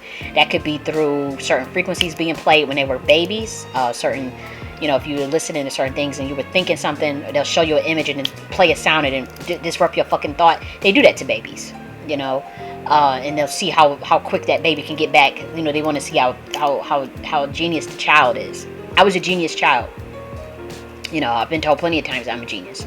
And so you'll see those are tend to be people, especially if they were in, like, say, wards of the state and all. Those tend to be people that dealt with honeycomb mind. And so sometimes you'll see, like, you know, we'll be covering it. If you listen to the way I talk very fast. It sounds like I'm anxious, you know, and then sometimes you'll see me go from, we'll be talking about a thought, I'll get into an example, and then I have to go back to the thought, or, you know, you'll see certain things like that. You'll also see the transcendental states of some of my esoteric channeling. All of that is a part of that. There's examples. Kanye West is an example of someone who went through that. Clearly, you know, you'll see he's someone that dealt with that. R. Kelly, you know, you'll see people, and sometimes it doesn't manifest in. Sometimes it can manifest in a very shadow way, where, you know, it can have horrific effects because you're traumatizing children pretty much. And I'm not saying Kanye West was traumatized. I'm saying his was a bit different, where because his family has ties to Boule and Order. His family was more so on the Monarch Mentalism side, so where they understood that they're from a royal bloodline, from one. And so they try to practice the original version of it, but they still. Once he got into that industry, that's where his honeycomb mind started to happen, in terms of the fragmentation of messing up his thoughts that had handlers around him, like fucking with his mind.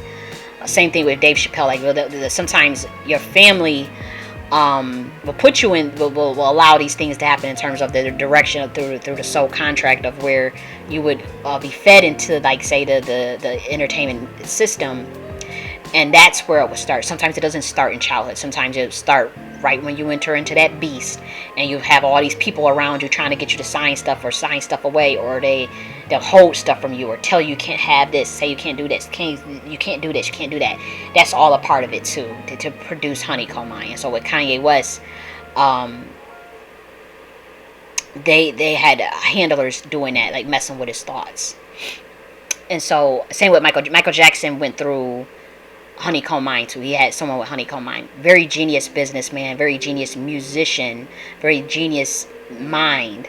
But his started through more of the childhood as well, with the honeycomb aspect. So if you have people coming forward, you're going to see people coming forward talking about, you know, the systematic traumas that they went through via their bloodlines and or you'll just notice this when you think yourself. You know, don't judge yourself. Transmute that into what it was originally for you to program and download your own desires, your own programs of what you want, your own archetypes that you want to work with, okay, the dimensions that you want to visit. And you take that and you tap into the genius aspect of what Monarch Mentalism was supposed to be originally for, not to have someone control you. Don't let people control you. Trust yourself. Trust yourself full and foremost, and love yourself, and give yourself that self-confidence. I'm working on that. Trust in myself. believing in myself, working on it, and having that gnosis, that knowing of self. Not so much the belief part, but that knowing that the universe works in your favor, knowing that you don't need to be controlled, that you are fully capable of coming up with genius ideas, genius thoughts, perspectives, programs for yourself. That's the first step, okay? And so when we talk about the Nakti philosophy, that would be one of the solutions in which you can do that. You do not have to believe in anything in the Nakti philosophy. You do not have to decree and declare anything. You know what I mean? You could follow your current spiritual systems or current religions, whatever. But the Nakti philosophy teaches how to undo those of us that have been in, you know, the dealt with MK Ultra, or dealt with horrific programming, or someone trying to control us. Also, if you haven't been a victim of that, and you just want to understand your childhood better and work through some of the things that's currently going on in your mind, the Nakti philosophy works with that as well. So it's just pretty much understanding the intricate processes of the mind and the profound influence of content that enters the mind. We call this V2. VITU. That just means content. And so that content that enters the mind, that is the programs and the downloads that's going to shape your consciousness. And so you're discerning the balance between letting consciousness guide the content, or allowing the content to dictate your state of consciousness.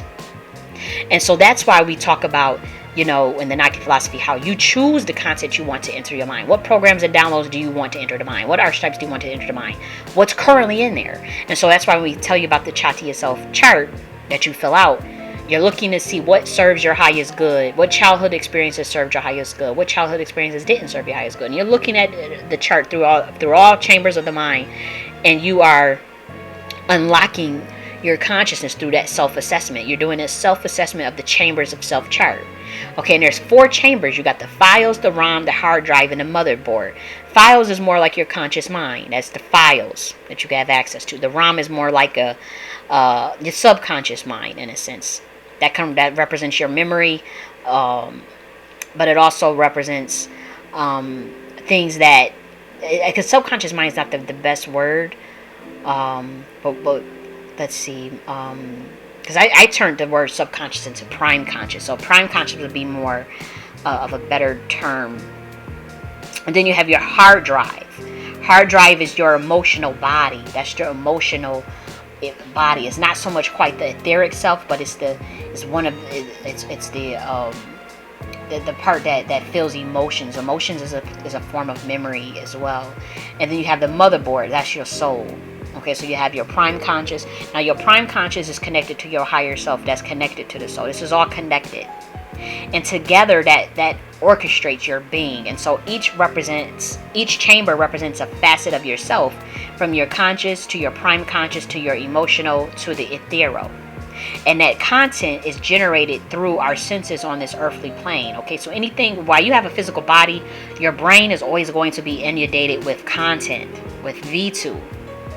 Those are the programs. And as people try to put programs in you, right?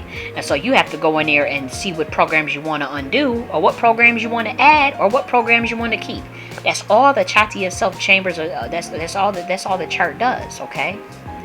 And so once you're looking at this V2, the nature of content, which we call V2 in the Nakti philosophy, is inherently dualistic, and it's inherently impermanent. It is constantly changing. It is constantly in a state of flux. It never stays the same. The content always changes. The content of the mind always changes. Your state of consciousness changes. And it's constantly dualistic. Either you're going to have content that is inauspicious or auspicious. Okay? And it is that lack of acknowledgement of the nature of content of the mind that causes suffering. The lack of acknowledging that the content of the mind, the programs of the mind, is an inherently dualistic, and it is inherently impermanent. Is that lack of awareness is what causes suffering. And that V2, the nature of V2, is what gives rise to fleeting moments of joy and sorrow. Because these are the programs that program your mind. And so it's constantly going to give rise to fleeting moments of joy and sorrow. And so the Nakti philosophy deciphers those underlying causes of the ebb and flow. That's what the Chati of Self, that's what the chambers of the Chati of Self chart is going to teach you. What's causing the ebb and flow? What's causing the fleeting moments of joy and sorrow? Which content is causing it in the brain? And you're going to remove it, keep it, or add more. Add the one that you want to get to the state of consciousness that you want. Okay, so that non-acknowledgement, that lack of awareness of the content that is the nature of the content, permanence and duality, and then identifying with it is what causes. That's really what causes the lack of unawareness that you see in humanity to this day. Identifying with content, identifying with the programs that enter the mind. Content enters the mind, content enters the self, but it is not the self. Okay? And what we're saying is, while you're in a physical body, you take control over the content that enters the mind. You program it. And this is why the powers that be are trying to take my ass out for them. So, because I'm sitting here teaching very powerful information that comes from the Godhead. Okay? And so, impermanence in the duality of the V2 is what causes that ebb and flow of joy and sorrow. That lack of acknowledgement is certainly, and then identifying with it causes states of misery. That what causes this lack of control regarding desires. And we all deal with it, And so you have to look at the through your chart. You list all the things in your life that has happened on that chart. And you see, was it auspicious? Was it benefit to you? Was it inauspicious? Do you want to keep it or do you want to get rid of it? And recognize that it is not you. Look at that content on that chart, and it's not me. And I can remove these memories. I can become unattached. You remove it by becoming unattached to it. You unshackle yourselves with the cycle of identification. That's how you liberate your essence from the confines of the content of the mind. That is how you transcend. That is how you become a chaos intelligence being. This was given to me. I wrote this. If I told you the conditions under which I wrote this, you wouldn't believe it. You wouldn't believe it anyways. But I know for a fact that this came from God. And I know for a fact that, because I know that for one, the condition, I feel it too, I'm still somewhat in a state where I don't even want to tell you the conditions under which I wrote it. Because it'll be like, there's no way. And I have the rights to I have the federal copyrighted documents proving that I came up with this. It's published under me. It's published under Jenny. It's published, I have certificate from that says that I am the sole creator and author of this, But obviously for the earthly realm, but I know that it was certainly given to me from God. That I know. Because the humans are dealing with subliminal forms of Monarch programming, various forms of FMK Ultra. They're dealing with brainwashing. They're brainwashed. They're identifying with the content of the mind that enters their mind. 24/7 propaganda, social engineering. And some people, not all, may want a way to transmute that. They may want a way to transmute the childhood trauma that they've been through. And so that's why God created this for us. For me personally, for someone who's been a victim of this stuff, but also for others as well. And again, I don't push my stuff on anybody. I wouldn't care if one person, read it or didn't read it. My thing is, I put it out there. It's out there. As a chaos intelligence being, I came down. You put it out there. Set the record straight. Whatever you want to do with it, because there's other orders. There's other things in play on this planet. That's above our pay grade as far as the other steps. Everybody playing a part in a movie role, right? So this is just the part I'm playing. Okay, but an emphasis, with the Nati philosophy, once you go through that chart, it's a whole book on this. It's a whole book. You go through after you figure out which one you want to keep and which one you want to remove. You go through the transmutation process in terms of the V2. That's where the transformation. This is the deliberate selection of auspicious content that aligns with your desires, that empowers you to choose the driver for your consciousness. And that's where the pyramid of Kupanda comes in. It guides your ascent. You learn to, you choose which kind of state of being you want to be in. Okay, so you can see this pyramid of Kupanda and what all of that means. Okay, do you want to just be at the earth level? Do you want to be at the base level? Do you want to be at the magician level? Do you want to be at the mindful level? Do you want to be at the wisdom level? Do you want to be at the highest level, the Kupinda transcendent level, where V2 does not enter the Chati itself? You are beyond content. You are beyond programming. You are beyond desires. You are mind behind mind. You are enlightened. Not everybody going to be at that level. Not everybody concerned about it. Maybe you're just at the mindful level. Maybe you just want to be at the magician level. You know, and so in a book, there's certain suggested V2, and in the book it says add the V2. I just put some in it so you can see examples, so it can help you better. It's not to tell you what to do, it's more so that you can just see an example so that you choose, because again, anything on this earth that inundates your motherfucking brain is V2, is content. And so you would choose that V2 and go through that transmutation period. So how would you do that?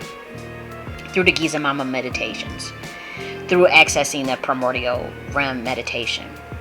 Okay, and there's a process on how you do that in the book. You don't have to do the meditations, because there's other ways to be honest. Just the simple. This was if you don't want to do meditation, you don't have to. But like, a simple way to transmute is just to not identify with it and acknowledging the nature of content. I promise you, this is all intergalactic mentalism. You ain't gotta pray, sit on your knees and fast. And you gotta, if you want to do that. But what I'm saying is, all you need to do is understand that the nature of content, the nature of anything that programs your mind, is dualistic and impermanent, and you do not identify with it. That right there puts you in a fucking driver's seat. That is what's going to allow you to choose which content you want to. Once you acknowledge that, now you can choose what program you want in your mind. Simple as that. And then you can start to manifest and work on it. Now, if you want the meditation, because say you have more traumas, and you want to access that primordial realm of the Dark Mother, that is when you would do the diaphragmatic, the work, the equanimity meditation. And that's particularly for those who really want to get to like the transcendent level. But again, it's not required. You know, for anybody that's interested, please support that work. You can. It is available for free, but I would highly appreciate if you just support it by purchasing it as well. That will help me. But I did go ahead and give this out for free because I felt it so deeply in my soul.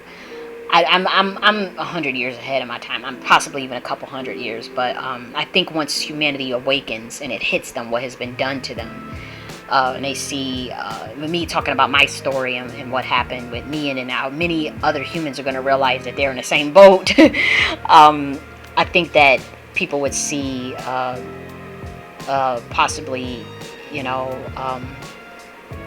the value of it maybe a couple hundred years from now. But I certainly made this for humanity. It was a gift to humanity, and so that's my service. You know, everybody is in. You know, part of leadership is service. When you're a leader, you're doing more serving than anything. But that doesn't mean you let people take advantage of you, right? But because many people have been trying to do that to me as well within the last 3 years, is completely deceive and take advantage and take my essence or try to wear my gifts and all this stuff and weird shit. So you have to be careful with that. And so for those who have dealt with fragmentation of the mind, your sensitive soul, your pure soul, then active philosophy would also help you strengthen, you know, the meditation, the Giza Mama meditation of the Dark Mother. She strengthens you. Kali strengthens. You know, the Creator God strengthens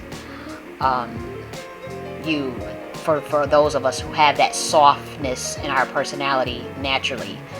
For those that have dealt with fragmentation of the mind. And so, you know, look at this chart, fill out the Chambers of Self chart, consider which content of the mind is auspicious and auspicious, understand the nature of V2. Remember that it is impermanent, It is dualistic. It causes fleeting perceptions of happiness and distress, and that these emotions are constantly in a state of flux.